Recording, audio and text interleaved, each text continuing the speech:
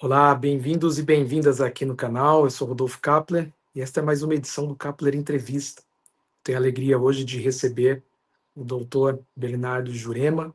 Ele é cientista político, é brasileiro, pesquisador associado ao RIFS em Potsdam, na Alemanha, é mestre pela Escola de Economia de Londres e doutor em Ciência Política pela Universidade Livre de Berlim. Nós vamos conversar aqui sobre Donald Trump na geopolítica internacional. Seja muito bem-vindo aqui, Bernardo. Uma alegria recebê-lo, conversar com você.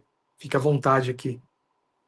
Muito obrigado, Rodolfo, pelo convite. É um prazer conversar contigo e com o teu público. Bernardo, a gente vive um momento de muita instabilidade, né, na política internacional. E vira e mexe, o presidente dos Estados Unidos aparece ali exercendo um grande protagonismo nessas instabilidades que acontecem. Como você caracterizaria a lógica central da política externa do Trump na atual ordem internacional? Como é que você vê isso? Muito bem. Eu fiz a minha. Só para dar um contexto aqui para os telespectadores e para os ouvintes, eu fiz a minha tese de doutorado sobre política externa americana. E uma das coisas que eu identifiquei é que tem um padrão histórico. Existe uma alta continuidade desde o pós-guerra da política, da estratégia da política externa americana, onde e isso tem muito a ver com o que eu chamo de complexo institucional de segurança nacional. Essa é uma matriz institucional interdependente de diferentes instituições do Estado americano e também privadas. Então, como é o Departamento de Estado, que agora o Departamento de Defesa, que agora se chama Departamento de Guerra, a CIA, ICE, que todo mundo agora conhece essa instituição, e também atores privados também, como, por exemplo, empresas de armamentistas e por aí vai. Então, essa matriz institucional, ela que determina, em certa medida, as escolhas políticas do governo americano, e isso tem sido o caso em todo o período pós-guerra. E uma coisa que eu aponto na minha pesquisa é que tem 4 objetivos globais de longo prazo que vem sendo perseguido pelo governo americano, independentemente de quem seja o presidente. Isso e o que eu vou explicar aqui é que isso se aplica até agora. Então, quais são esses 4 objetivos globais de longo prazo? Preservar a supremacia militar americana, salvaguardar a dominância econômica e combater sistemas não capitalistas ou anticapitalistas, conter movimentos nacionalistas e de massa e construir uma ordem mundial centrada nos valores e interesses dos Estados Unidos. Então, eu vejo como a política externa americana uma continuidade desse histórico. Agora, há uma mudança não qualitativa, mas quantitativa, né? Por exemplo, o que a doutrina Monroe, né, que agora se chama Donroe, né, que é o colorário Trump, a gente poderia dizer, é simplesmente a reafirmação da hegemonia absoluta dos Estados Unidos no hemisfério ocidental, com o objetivo declarado de excluir potências extra-hemisféricas.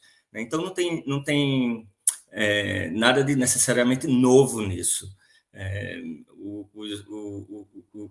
Os americanos eles têm tido essa abordagem com relação à América Latina, inclusive antes da Segunda Guerra Mundial, mas para ficar só nesse período histórico, desde a Segunda Guerra Mundial, né, começou com o primeiro golpe clássico patrocinado, organizado pela CIA, foi em 1954 na Guatemala, e nunca parou aí, né? Então, o que a gente vê hoje na Venezuela se encaixa nesse histórico da política externa americana.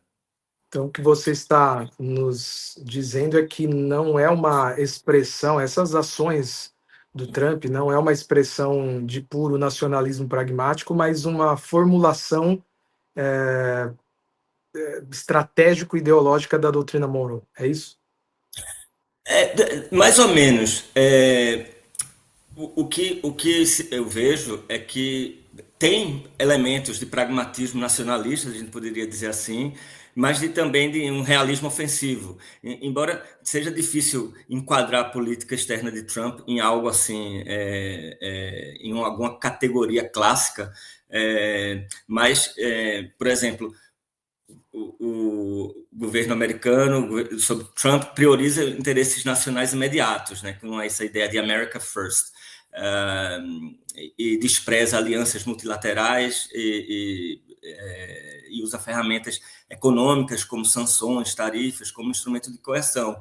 Então, a gente poderia dizer que isso seja uma espécie de pragmatismo nacionalista. E também tem um realismo ofensivo, pois busca maximizar o poder americano relativo busca maximizar o poder relativo dos Estados Unidos e principalmente frente aos rivais como China e Rússia, e não hesita em usar ações unilaterais. Então é uma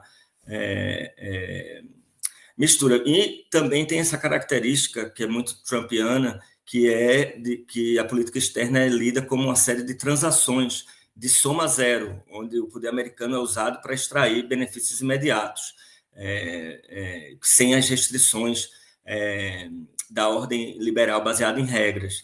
Então, por exemplo, só para ilustrar assim, o que eu quero dizer, quando os Estados Unidos, sob W. Bush, quis invadir o Iraque, ele teve que ir na ONU, fez aquele teatrinho, Colin Powell, né? Algumas pessoas vão se lembrar, quem é um pouco mais velho, talvez os mais jovens não se lembrem, mas podem buscar no YouTube. Colin Powell foi lá na ONU e para provar que tinha armas de destruição em massa. Então, você via que tinha uma preocupação de justificar com bases legais, ainda que fosse tudo espúrio, que se sabia, mesmo na época, que não era verdade, mas eles sentiam a necessidade de fazer o teatrinho, né? Mas, de todo, independentemente disso, foram lá sem autorização da ONU, a revelia da ONU e tudo, ou seja, a revelia da própria lei internacional, e foram lá. A diferença agora é só que o governo americano não se dá mais ao trabalho de fazer o teatrinho. Né? Eu acho que essa é a grande diferença. Bernardo, o Trump ele é um tanto quanto errático, né? Um cara que é imprevisível, a gente não sabe muito bem o que esperar dele, né? E até este momento ele tem agido desta maneira, né? Uhum. Você vê algum tipo de correspondência com algum outro ex-presidente americano? Olha, o que eu diria assim, é que a política de Trump ela representa uma continuidade histórica na forma. O que a gente vê é uma inflexão mais agressiva no método, né? Então, por exemplo, um dos documentos que eu examino na minha pesquisa é um documento interno, o NSC 5432, em que eles estabelecem ali as prioridades para a América Latina, por exemplo. E os Estados Unidos buscam evitar governos anti-americanos na América Latina, ou seja, governos independentes dos desígnios americanos. E, para isso, usam pressão política, econômica e intervenção indireta e, em última instância, direta também.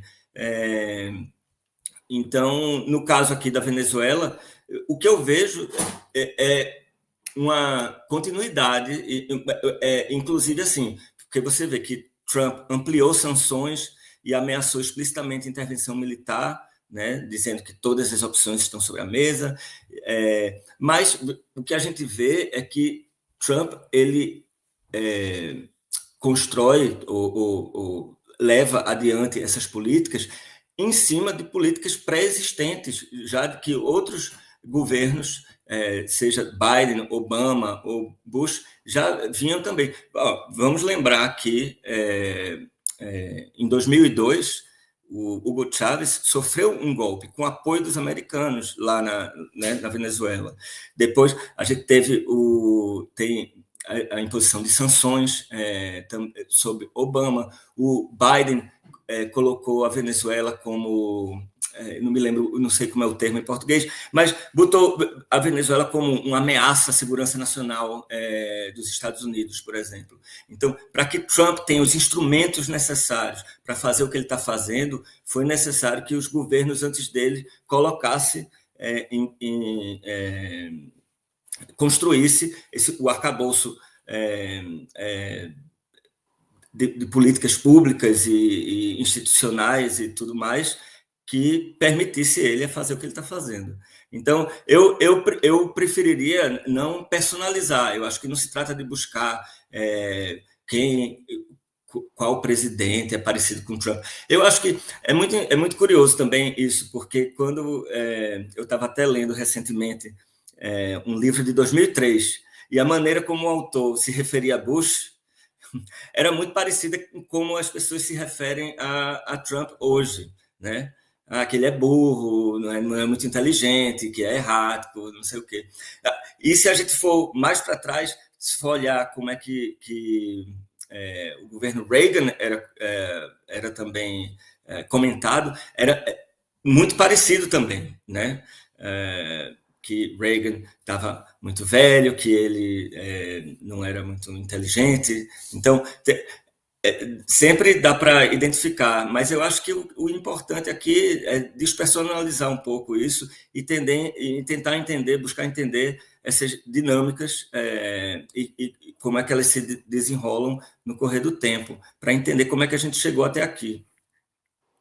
A despeito dessa continuidade da política americana, por exemplo, na América Latina, o que representa a recente intervenção do governo americano na Venezuela e a captura de Maduro? O que isso representa para a ordem mundial? Não só para a política aqui na América Latina, mas para a ordem mundial? Não, essa é uma pergunta importante.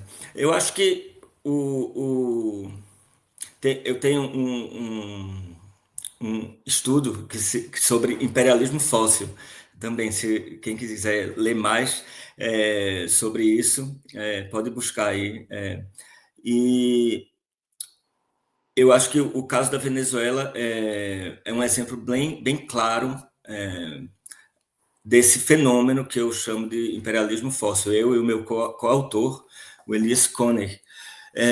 Então, o que fica claro é que tem o jornalista Vincent Bevins, que escreveu um livro muito importante sobre a política externa americana, ele que se chama O Método Jacarta, está disponível em português para quem quiser ler, eu recomendo muito.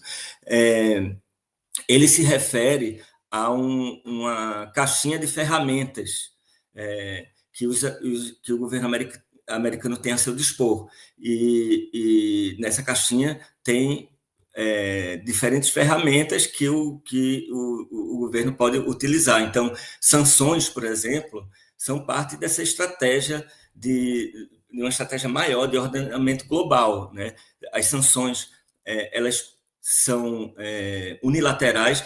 A gente não está falando aqui de sanções multilaterais, que são decididas, por exemplo, em fóruns como a ONU, de forma multilateral, para coibir algum tipo de comportamento de algum Estado-membro. Aqui são sanções unilaterais que o governo americano impõe de forma arbitrária contra governos que Washington, por alguma razão, não gosta, né? E essas sanções, a gente precisa entender, elas vão desde, por exemplo, sanções bem específicas contra determinados membros de governo, mas também sanções bem mais amplas que afetam a população como um todo, porque impede o país de comercializar As sanções unilaterais americanas, elas são também secundárias, quer dizer o quê? Se os Estados Unidos impõem sanções a empresas americanas, mas não só americanas, qualquer empresa de qualquer país do mundo que comercializar com um país sob sanção, como no caso da Venezuela ou do Irã, por exemplo, também pode sofrer sanções do governo americano, o que assim, é um absurdo do ponto de vista jurídico, mas é uma prática que já se tornou bastante comum. Então, isso é um mecanismo. As sanções, é importante a gente também destacar que elas aprofundam crises humanitárias, porque,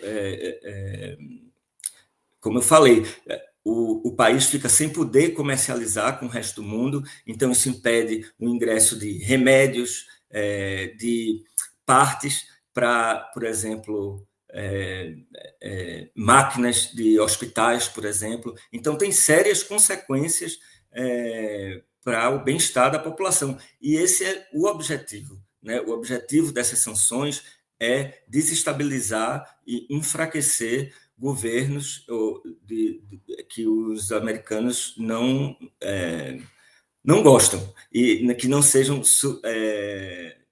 obedientes o suficiente, digamos assim. O Trump intensificou as sanções desde que ele entrou agora nessa segunda vez, mas a lógica é a mesma que já vinha de antes. As sanções não começaram agora, elas se intensificaram agora. Mas então, assim, isso é só um exemplo de uma das medidas, de uma dos instrumentos que está à disposição do governo americano para impor a sua vontade no resto da humanidade. Então, eu acho que o importante a se frisar aqui nessa tua pergunta é que, embora a pressão sobre a Venezuela seja histórica, o governo Trump representa, de fato, uma inflexão mais agressiva, porque abandona, como eu falei anteriormente, né, a retórica de democratização ou de direitos humanos ou qualquer coisa nesse sentido, em favor de um discurso abertamente imperial e colonial. Então, agora já nem se trata mais de mudança de regime, é o controle direto de recursos e territórios. Então, a gente vê, a Venezuela ilustra bem isso, a política americana vai evoluindo, de apoio a golpes, a sanções seletivas, para sanções totais, de pressão máxima, como eles dizem, bloqueio naval e, finalmente, ação militar direta e a declaração explícita de que os Estados Unidos, entre aspas, administram o país. Então, é isso. Eu não sei se eu respondi a tua pergunta, mas... Respondeu. A influência ou a pressão dos Estados Unidos em relação à Venezuela, como você mesmo afirmou, é histórica. Mas essa atual pressão sobre a Venezuela, ela está mais ligada à disputa por recursos estratégicos como petróleo ou à contenção das influências de China e Rússia na América Latina? Como você enxerga isso? Não é ou uma coisa ou outra. É uma coisa e outra, né? Como eu falei lá no começo da conversa, tem aqueles 4 objetivos globais que eu identifiquei na minha pesquisa, e a gente vê isso acontecer aqui no caso da Venezuela. Então, para responder a sua pergunta, sim, diretamente, se trata também de uma disputa por recursos estratégicos, né?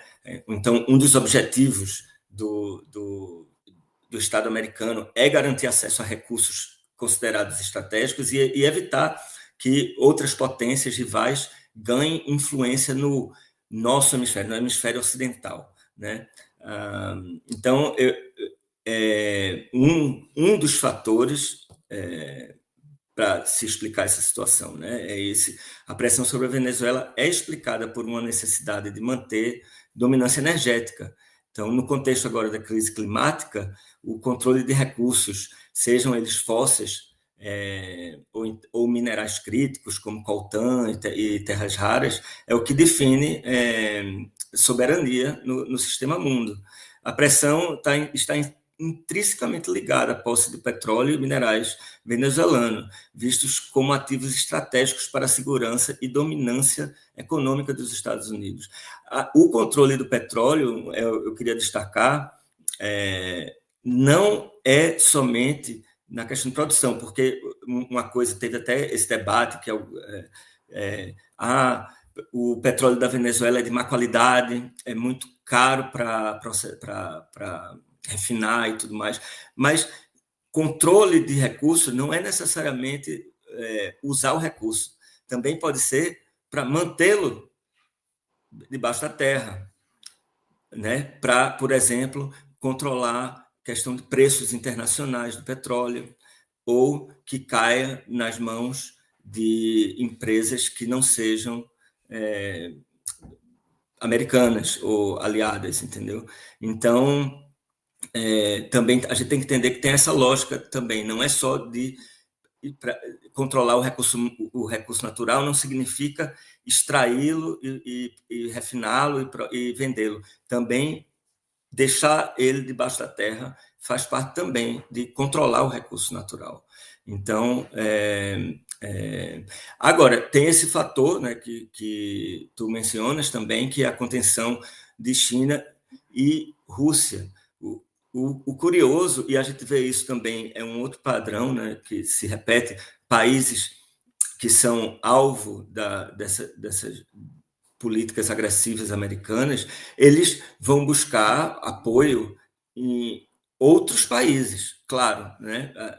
A Venezuela, a gente tem que lembrar isso. Antes, eles vendiam muito petróleo para os Estados Unidos, né? Inclusive, eles tinham uma presença lá, a PDVSA, que é a empresa de petróleo venezuelana, tinha uma rede de postos de gasolina, tinha refinaria lá nos Estados Unidos. Tudo isso, ironicamente, foi tomado da PDVSA, está aí para ser, foi expropriado, né? É curioso, é irônico, né? Porque é o que eles acusam os venezuelanos de terem feito com os americanos na Venezuela, né? Mas é o que eles fizeram com a PDVSA. Mas foi justamente pela pressão americana que gradualmente foi através de sanções e tudo mais, foi interrompendo esse fluxo comercial entre os países, e a Venezuela foi buscar outros parceiros comerciais, inclusive Irã, China e Rússia. E aí agora isso é usado, isso que foi causado pela própria política americana é usado como pretexto para intervir lá em nome de não pode ter potências fora do hemisfério aqui na Venezuela. A mesma coisa com a questão da crise de imigração na Venezuela, né? Que foi, em grande medida, um resultado das sanções brutais, né? Aplicadas pelos Estados Unidos.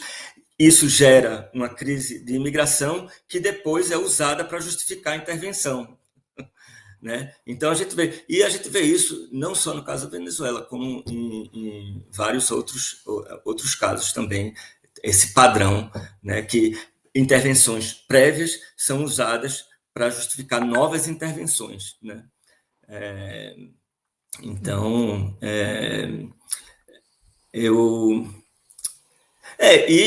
eu acho que uma coisa também que é importante nesse momento a gente se lembrar é que isso também implica um risco regional, né? A quebra da soberania venezuelana, a gente tem que entender que não vai parar aí, porque nunca para, né? Os americanos, eles nunca param aí. Quando eles invadiram, destruíram o Iraque, eles não pararam lá, né? Eles continuaram. A gente vê hoje a situação do Oriente Médio, como é que está, 20 anos depois da invasão do Iraque, a gente vê que o intervencionismo americano não parou ali, né? Então, a gente também tem que entender essa dinâmica, e que não é uma coisa pessoal, é institucional, e essas instituições que eu mencionei no começo da conversa, né, esse complexo institucional do Estado de Segurança Nacional americano, ele precisa estar sempre intervindo, porque essa é a sua razão de existir, né? Inclusive, o Trump anunciou, sei lá, uma semana ou duas atrás, que vai aumentar o orçamento do Pentágono, né, que é o Ministério de Defesa deles, que agora se chama Secretaria de Guerra, que é um nome muito mais adequado, na verdade, vai aumentar em 50%, né? Ou seja, já era beirando $1 trilhão. Tenta imaginar o que é isso, né? E vai aumentar para $1,5 trilhão, né? Os americanos têm 750 bases espalhadas pelo mundo. Então, assim, se o seu principal instrumento é a força, né? Ou seja, para usar uma expressão em inglês, eu vou traduzir aqui. Se você tem um martelo, tudo é prego, né? Então, você vai é o que você usa. E para que então usar a diplomacia se você tem essa máquina gigantesca de guerra sem paralelo? Não existe nenhum outro país que chegue remotamente perto do poderio militar americano, né? E o que a gente está vendo na Venezuela é apenas uma manifestação localizada desse complexo institucional que tem uma presença global, planetária, né? Então, eu espero que tenha respondido a tua pergunta. Como você Mas se lê... não, me lembra aí qual Não, foi. respondeu maravilhosamente bem. Tá Bernardo, mudo, você está mudo. voltou agora? Tá Oi, eu não ouvindo? estou ouvindo. Não? Tá ouvindo? E agora? Não estou ouvindo. Não? Eu tô te ouvindo normalmente. Tô te ouvindo. Você Eu não estou tá... ouvindo. É? Desculpa, é aqui, é culpa minha. Ok, eu apertei aqui sem querer e eu Tá. tirei o som. Ô, Bernardo, como você lê esse atual foco renovado do governo americano em relação à Groenlândia? Isso é apenas uma retórica trumpista ou, na verdade, é uma estratégia geopolítica para dominar ali o Ártico? De novo, eu vejo isso de forma muito coerente, né, com esse histórico que a gente está discutindo aqui, né? Se trata de um claro exemplo de acumulação de capital por despossessão. Não é uma coisa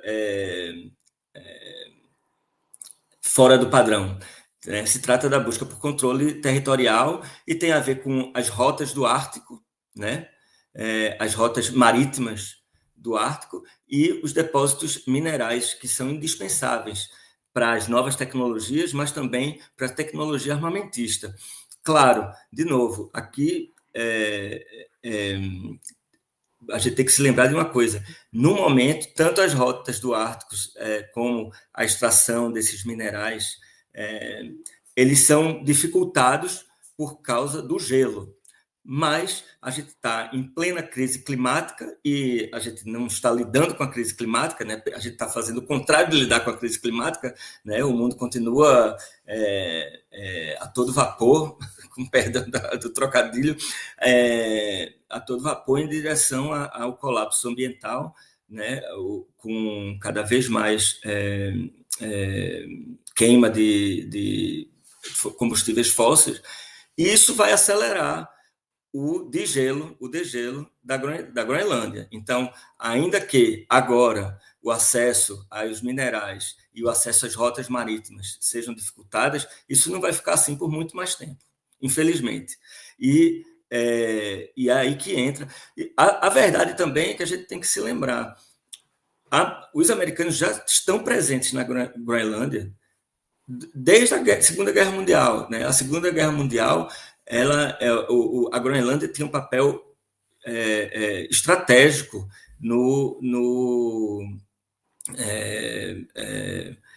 para os Estados Unidos. Os americanos tinham base lá e era crucial para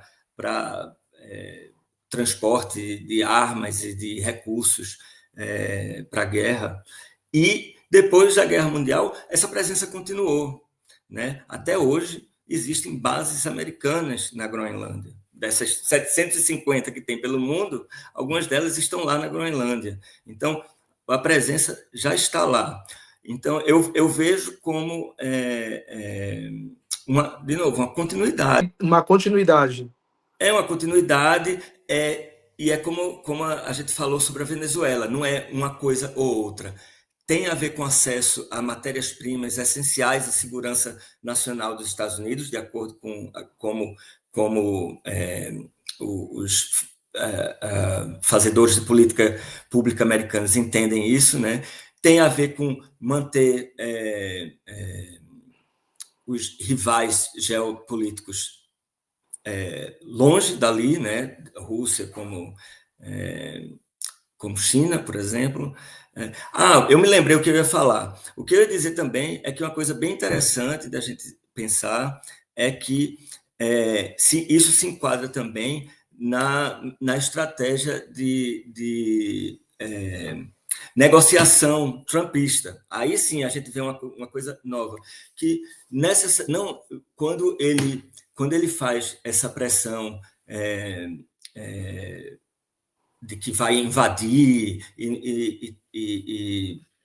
militarmente, ele não necessariamente precisa levá-la a cabo para atingir os objetivos que ele quer, porque uma possibilidade muito concreta, uma coisa muito possível de acontecer, é que os europeus simplesmente vão ceder quase tudo que Trump quiser, de modo a evitar um confronto ou um racha maior. E dizer, não, pode botar mais base, pode ter acesso a todos os recursos que você quiser. Então, eu acho que isso que é como a estratégia das tarifas, entendeu? É o mesmo princípio que você radicaliza tanto nas tarifas, mas o objetivo não é necessariamente as tarifas, é que o governo fica emparedado. É como agora a gente vê com o Brasil, por exemplo. Mas depois a gente chega no Brasil, mas é o mesmo princípio, né? de que você bota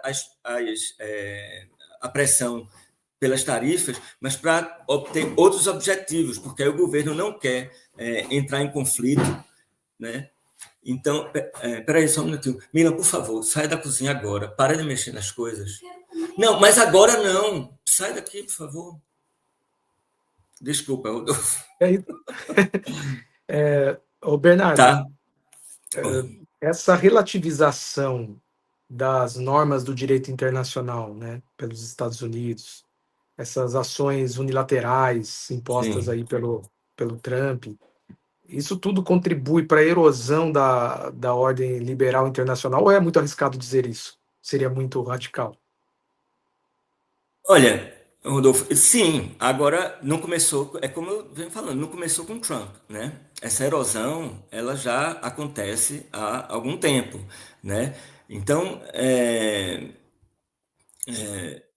sim, representa uma continuação da erosão dessas normas. Então, assim, historicamente, os Estados Unidos eles usavam essas alianças com a Europa, como a OTAN, por exemplo, para compartilhar custos e legitimações. Trump pressionou a OTAN agora, maior contribuição. No primeiro mandato, ele pressionou a OTAN por maior contribuição, né? E isso aconteceu. Os europeus todos estão aqui, os governos contra a vontade da maior parte da população da Europa, os governos europeus, quase todos estão tentando aumentar a contribuição para a OTAN para 5% do PIB, como Trump tinha pedido no primeiro mandato. Então, existe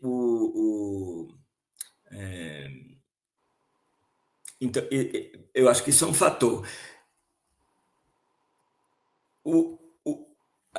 Deixa eu... Mas eu estou fugindo do tema. A sua pergunta sobre a ordem liberal internacional. Então, eu acho que o que minha pesquisa mostra, né, é que os Estados Unidos sempre relativizaram o direito internacional quando era necessário. Como eu dei o exemplo ali do W. Bush, né, no Iraque, em 2003, né, em 2002 para 2003. Né? Então, esse desprezo pelo multilateralismo, ele sempre esteve lá, a disposição de agir unilateralmente em casos como o da Groenlândia, que ameaçando a soberania dinamarquesa, ou no caso da Venezuela,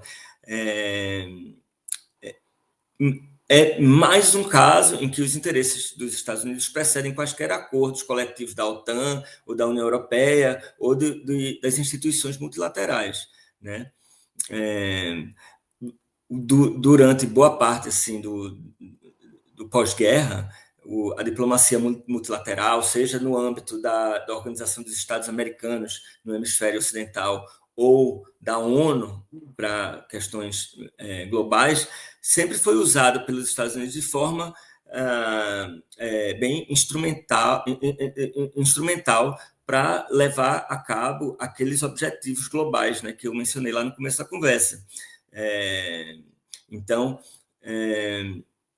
eu vejo isso como uma continuidade.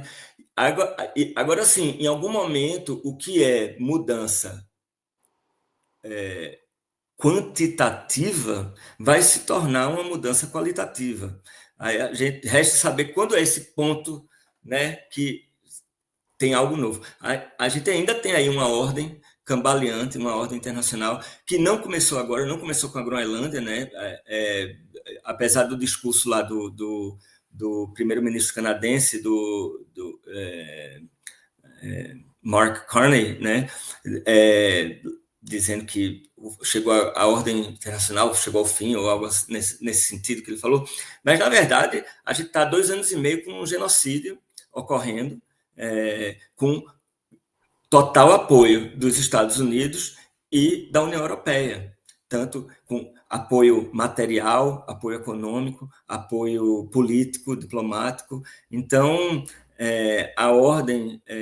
essa ordem internacional liberal, baseada em regras, ela já vem cambaleante. E, claro, antecede ao próprio genocídio, porque a gente pode ir. Teve a invasão do Iraque, teve a invasão da Líbia, né? Talvez tenha começado nessas invasões, né? A erosão mas da antes da ordem invasão liberal. do Iraque também tinha nos anos 90 uma série de... O Iraque estava sob sanções fortíssimas, inclusive com custo social altíssimo. Uma vez, a Madeleine Albright, na época, ela era secretária de Estado de Clinton, e uma jornalista perguntou a ela, um repórter, perguntou a ela se tinha um estudo que tinha sido publicado na época que indicava que centenas de milhares de crianças teriam morrido em decorrência das sanções americanas, por causa de falta de comida e de medicamento. E a jornalista perguntou se valia a pena. E a resposta de Madeleine Albright foi que sim, a morte de centenas de milhares de crianças em decorrência direta das sanções americanas, era algo que valia a pena para enfraquecer Saddam Hussein. E antes disso, a gente tinha, nos anos 80, as guerras sujas da América Central, a invasão de Granada, né, no Caribe, a invasão do Panamá, e antes disso tem o Vietnã. Então, assim, quando é que começou? Eu acho que também é bom a gente se lembrar que, na verdade, essa ordem liberal internacional baseada em regras sempre foi meio... Nunca foi muito respeitado. Exatamente, né? Agora, mas então é isso que eu quero frisar, essa continuidade. Então, em termos qualitativos, não vê diferença. Claro que a gente vê uma diferença na retórica, na intensidade, né? E em algum momento, que não tem como prever, a gente vai saber só depois, né? Em algum momento, o que é mudança quantitativa vira mudança qualitativa. Mas então eu faria essa ressalva. No início da nossa conversa, você fez menção ao realismo ofensivo manifestado pelo Trump e pelo governo americano. Hipoteticamente, se os republicanos perderem a próxima eleição e os democratas ascenderem ao poder, você acredita que esse realismo ofensivo vai se arrefecer? Os Estados Unidos vão regredir nesse sentido? É uma boa pergunta. Se a gente for julgar assim por como tem sido historicamente, nada indica que vai haver uma mudança significativa, seja lá quem entre no poder. Toda vez que entra um republicano no poder, que faz, por exemplo, é, vamos voltar para o W. Bush, quando ele fez invasão do Iraque, tortura, né, invasão do Afeganistão e tudo mais. Não houve reversão de política nenhuma na esfera de política internacional por parte de Obama, né? Nem inclusive, de buscar responsabilizar aqueles que O, cometeram o Obama foi, crimes. o Obama foi até mais duro, né? Em certo sentido, né? Pois é, mas ele deu continuidade e expandiu aquilo, baseado no que já existia, tanto externamente como domesticamente. Um exemplo disso também é a questão do ICE, né? A Agência de Imigração dos Estados Unidos, que foi criada em 2002, no governo W. Bush, e teve o seu orçamento aumentado por todos os governos subsequentes, né? A gente não pode esquecer disso. Se hoje ela é usada como uma espécie de Gestapo, né, perseguindo a população civil americana, a gente tem que se lembrar que, para que ele pudesse usá-la dessa forma, ela precisou ter sido criada e aumentada e expandida por todos os predecessores do Trump, incluindo Obama. Obama, vamos lembrar, ele era conhecido pelos ativistas pró-imigração nos Estados Unidos como o deportador em chefe, né? Porque ele bateu recordes de deportação, né? O atual, um dos altos funcionários da burocracia de anti-imigração do governo Trump, ele era funcionário um alto funcionário do governo Obama também. Então, a gente vê continuidade não só nas políticas, como nas pessoas liderando essas instituições. Então, isso tudo para dizer que eu ficaria muito surpreso se o próximo presidente, ainda que seja do Partido Democrata, reverta de alguma forma substancial a direção que o Trump está levando os Estados Unidos e o mundo, né? Como você lê, como você analisa essa atual postura do governo americano em relação ao Irã? Qual é a sua leitura? Eu acho que, de novo, o caso do Irã se enquadra se encaixa dentro desse arcabouço analítico que eu estou apresentando, né? Porque a gente vê, inclusive, só para mostrar, no caso do Irã também ele é muito ilustrativo quando você vê, por exemplo, que o Irã era um país democrático, secular, né? Que tinha uma sociedade civil super atuante, tinha sindicatos fortes, enfim.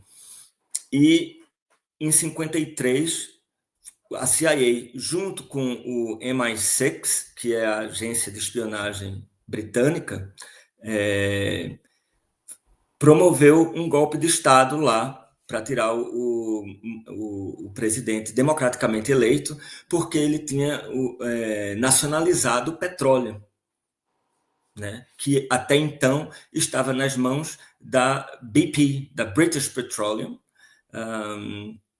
e aí os americanos e os britânicos não aceitaram essa decisão soberana do governo democrático iraniano.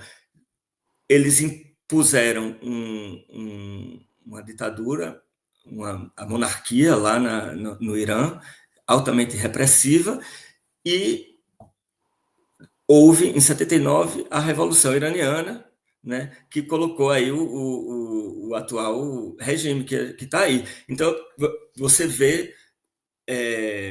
e aí, desde o começo, desde o começo da Revolução Iraniana, o Irã está sob sanções. Inclusive, não só sanções econômicas, como eu já expliquei, que tem custos sociais altíssimos, mas também os americanos e os europeus apoiaram o governo iraquiano, que era Saddam Hussein, que tinha chegado ao poder com a ajuda crucial da CIA, para fazer uma guerra contra o Irã. Então, a primeira década da Revolução, eles estavam preocupados com a invasão iraquiana, com apoio de armas por parte dos americanos e dos europeus, inclusive armas químicas. A Alemanha proporcionou vendeu armas químicas ao Iraque, que foram usadas contra os iranianos.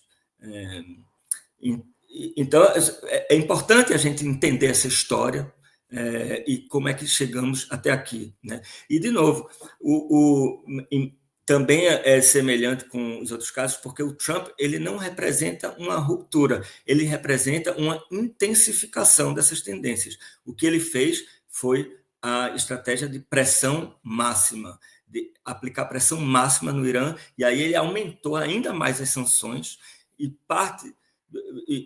em boa medida, as manifestações que a gente viu ocorrerem de dezembro a janeiro no Irã são a consequência direta e prevista e desejada dessas sanções.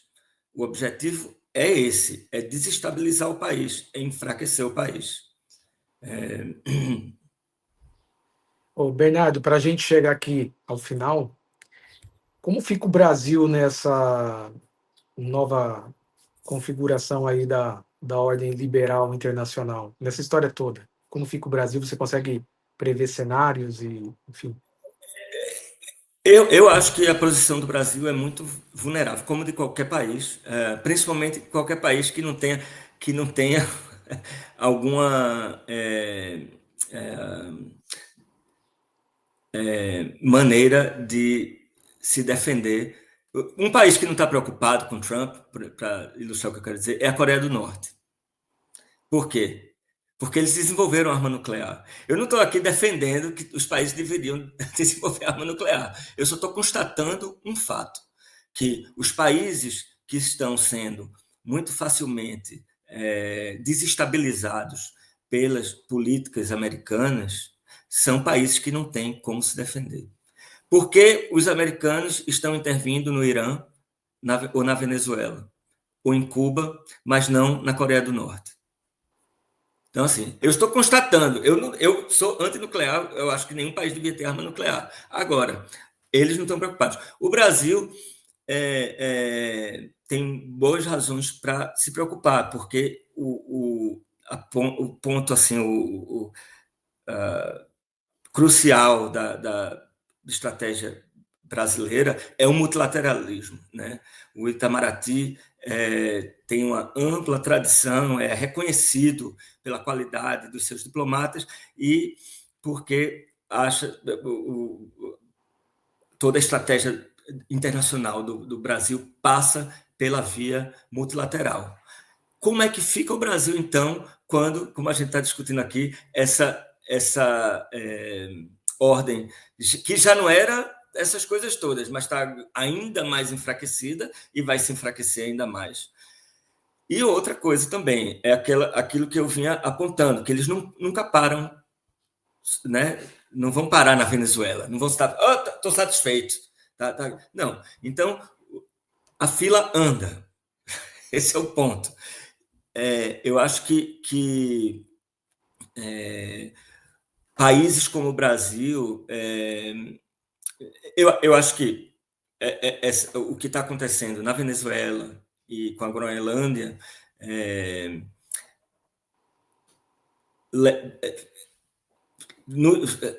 significa que a estabilidade de toda a América do Sul, na verdade, está comprometida, porque qualquer projeto nacional de desenvolvimento autônomo, que não leve em conta os interesses e as prioridades americanas, está sob risco, a menos que você se submeta aos americanos e dê a eles acesso aos recursos naturais que eles considerem estratégicos. Tem uma possibilidade muito grande que o país vai entrar mais cedo ou mais tarde no alvo, na mira daquilo que o Bevins chama de caixinha de ferramentas, né? Então,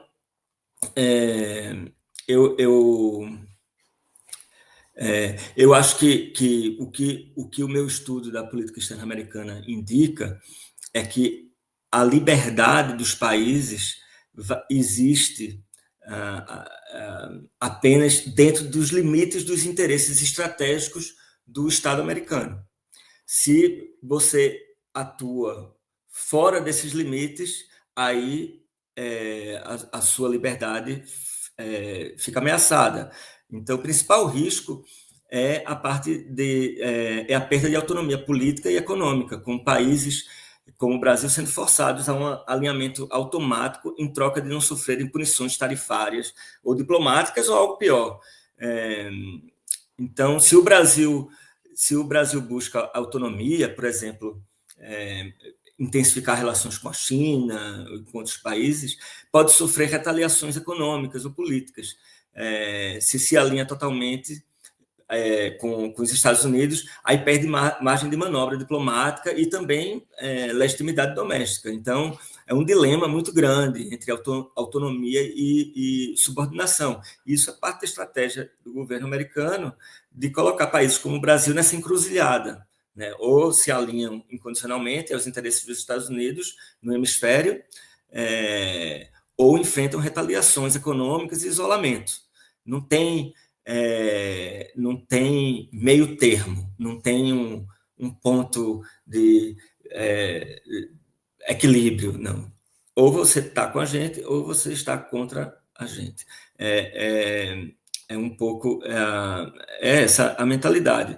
Então, e isso explica, por exemplo, um dia desses, Lula divulgou aí uma chamada telefônica com Trump, né? 1 hora eles falaram. E Lula aparentemente não compare como o Lula nos primeiros 2 mandatos lá nos anos 2000, quando falava sobre a guerra no Iraque né, que era muito assertivo e tal, e como ele fala agora com relação a Trump. É uma diferença marcante, né? Então isso sempre sempre pisando em ovos, né? Pois é. É um sinal disso, dessa autonomia limitada agora que países como o Brasil se encontram.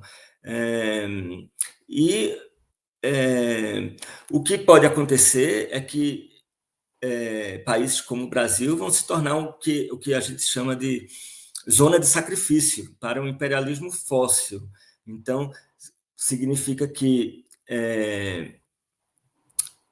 a extração de recursos, não só de petróleo, mas também de petróleo, e, por exemplo, na região amazônica e tal, vai ter que ser levado adiante, independentemente do interesse brasileiro e do que queira a sociedade civil brasileira, cujos interesses são outros daqueles do Estado americano, né? Então, por exemplo, existe o risco de a estratégia de Trump aumentar a pressão para a abertura de terras indígenas, por exemplo, e áreas protegidas para extração predatória.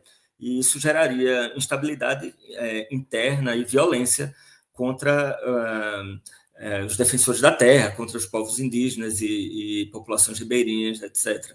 Então, existe um potencial muito grande de conflitos internos e dessa perda de autonomia.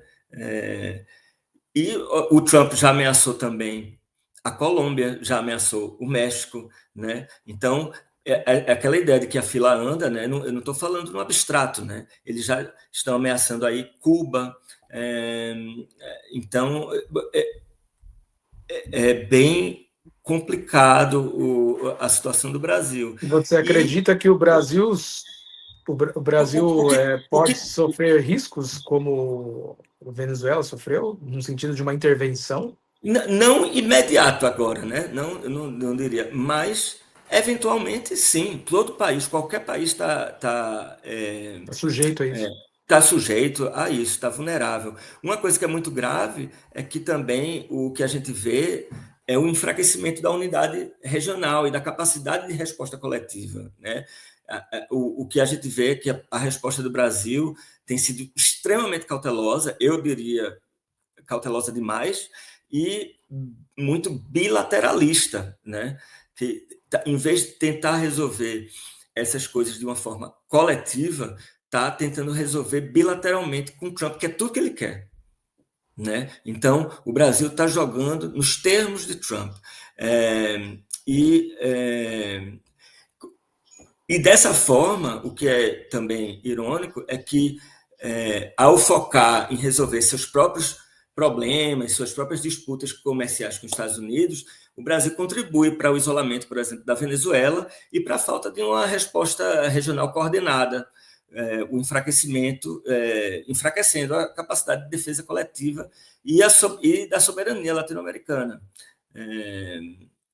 Então, existe também o risco de uma escalação no próprio conflito venezuelano e de uma militarização do entorno. Então, a gente pode ver o conflito na Venezuela escalar e transbordar para os países vizinhos, como o Brasil, por exemplo, né?